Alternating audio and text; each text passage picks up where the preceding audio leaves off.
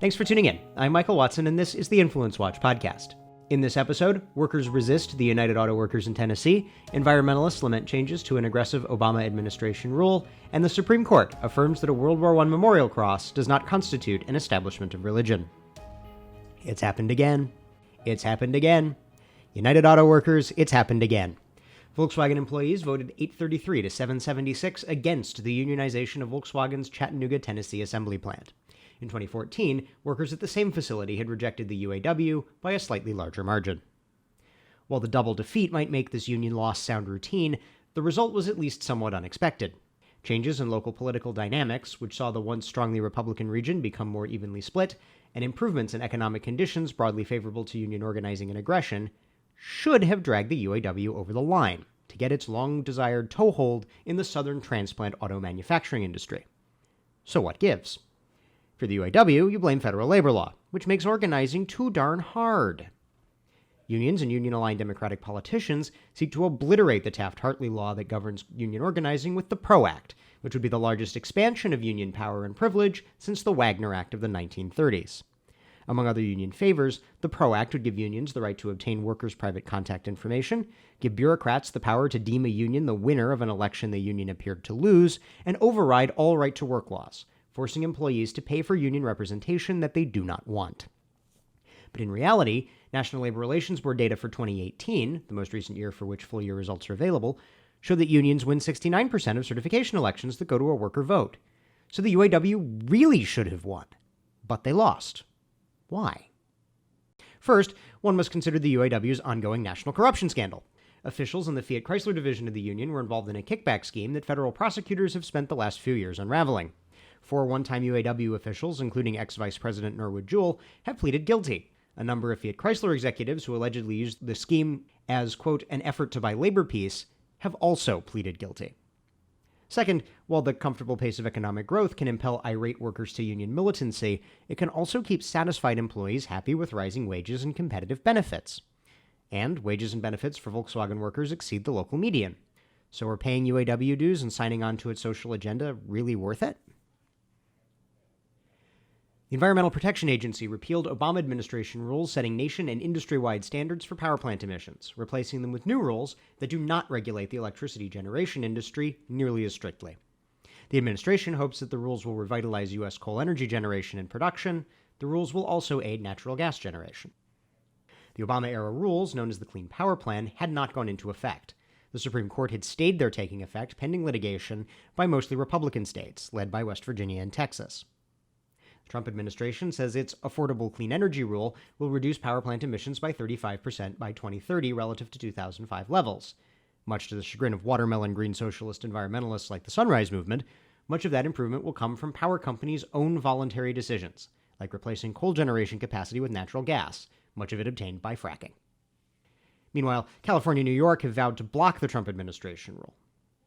Had the Obama-era rules gone into effect, a likely outcome would have been substantially higher energy costs. Estimates suggested that the rules could have driven up national average electricity prices by 11 to 14%.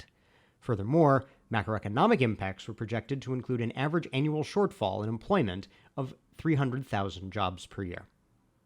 And this illustrates a problem for the revolutionary vanguard of the environmentalist movement, the sorts of groups that support the Green New Deal and its bans on air travel, private cars, and animal agriculture. While most people want a cleaner environment, when the costs of keep it in the ground, to quote 350.org leader Bill McKibben's vow to end all conventional energy use immediately, or a $90 trillion radical top-down socialist makeover of the entire U.S. economy, to borrow Senate Republican leader Mitch McConnell's description of the Green New Deal, are made apparent, they balk. And even worse for the anti-coal and gas crowd like Mike Bloomberg, whom we discussed last week, the new energy economy they seek, a clean, simple replacement of conventional energy with wind, solar, and batteries, may be beyond the physical limits of supposedly mature technologies. For more on that, the Manhattan Institute released a report, The New Energy Economy, An Exercise in Magical Thinking, warning about false assumptions underlying these projections. So if the quick and easy just transition is a myth, where does that leave environmentalists? They're forced to argue that de-development, making people's lives worse, is necessary.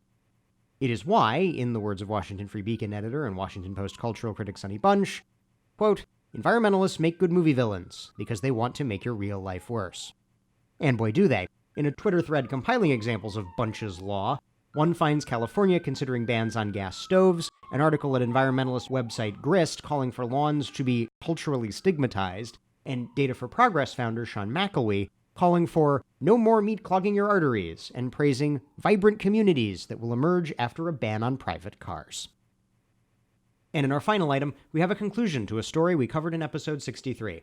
The Supreme Court of the United States ruled 7-2 that the Peace Cross, a war memorial cross in the Maryland suburbs of Washington, D.C., did not, in fact, constitute an establishment of religion. But the court also did not overturn the Lemon test that supposedly governs the application of the Constitution's Religious Establishment Clause. In the words of Amy Howe of SCOTUS blog, the Lemon test holds that, quote, the law or practice is constitutional if it has a secular purpose, its principal effect does not advance or inhibit religion, and it does not create an excessive entanglement with religion. In his opinion for the court finding that the cross passed constitutional muster, Justice Samuel Alito neither applied nor overturned the test. In a concurring opinion, Justice Brett Kavanaugh argued that the Supreme Court declines to apply it so often that the Lemon test might as well not govern the application of the Establishment Clause. The ruling is a victory for the American Legion, a veterans association, the state of Maryland, and the federal government.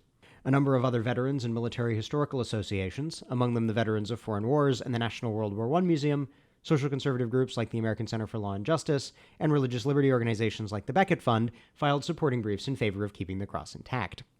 The American Humanist Association, an anti-religious advocacy group, lost the case, with the aggressively social liberal American Civil Liberties Union expressing disappointment in the ruling. The decision has implications for similar war memorial cross disputes. The Becket Fund for Religious Liberty is representing the city of Pensacola, Florida, which has a World War II-era cross memorial in limbo awaiting Supreme Court action. Appeals court judges had felt compelled by precedent to order its removal, but they exhorted the Supreme Court to amend the applicable precedents. The Becket Fund expects action on the Pensacola cross case now that the Maryland case has been decided. That's our show for this week. If you're listening to this on YouTube, we encourage you to subscribe on iTunes or Stitcher, and if you have subscribed, thank you. And please leave us a 5-star rating. We'll see you next week.